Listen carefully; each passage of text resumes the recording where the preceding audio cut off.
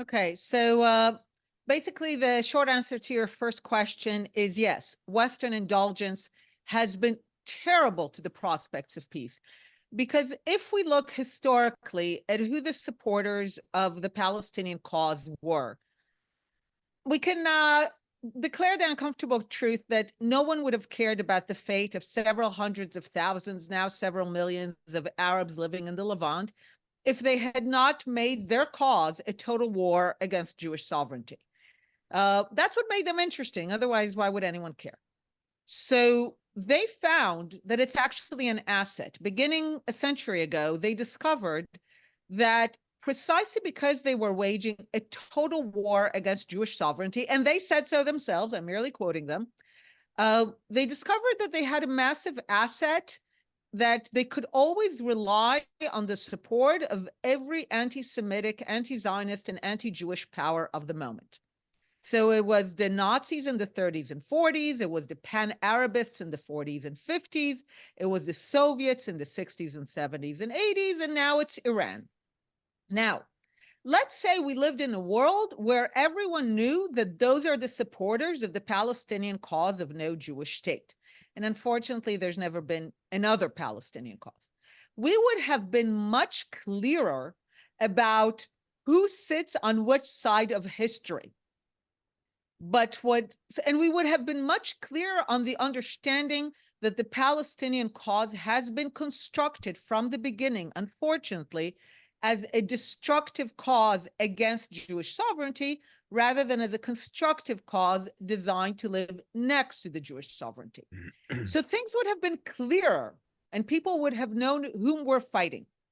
But once you had Western countries funding organizations like UNRWA, which essentially is the mechanism by which UN legitimacy and Western money gets funneled to the Palestinian vision of no Jewish state.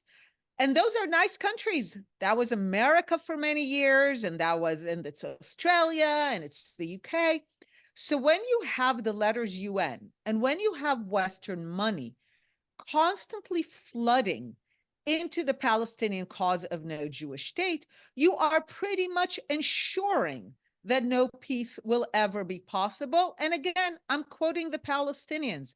The Palestinians view the Western funding of UNRWA as indicating Western support for their vision of no Jewish state.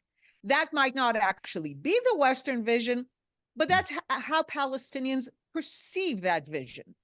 And that gives them fuel to keep going to fight against the Jewish state. So, of course, it's been a disaster. It's actually meant that we couldn't make peace because Palestinians were always convinced that they never have to compromise because the world is with them in its opposition to the existence of a Jewish state, even the nice countries of the West. Have you always been of that opinion that the Palestinian cause is no Jewish state, like even before Oslo? Of course not. That's the story that I tell in the War of Return. That's the story I tell in many of my talks.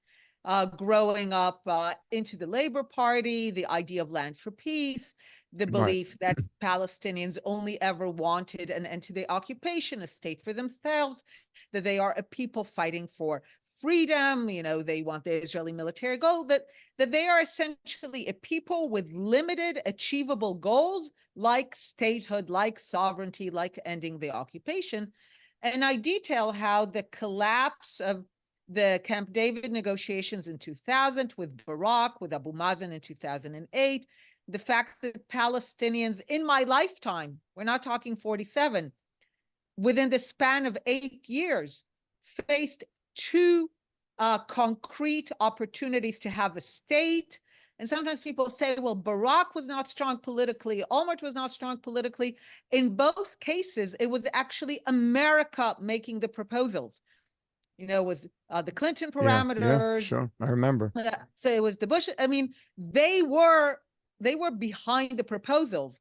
So a people who wanted a state, regardless of whether Israel was, Israel's a democracy, there's always governments, but if America makes the proposal and guarantees it, a Palestinian people who would have wanted a state would have said yes. And not only did they walk away, not only was there no dissenting voices against them walking away, they followed it up with violence. And I tell the story of how I began to question and research what Palestinians really want, meeting Palestinians only to discover that they've always told us that their goal is no Jewish state. We just didn't listen, or when we listened, we didn't take them seriously.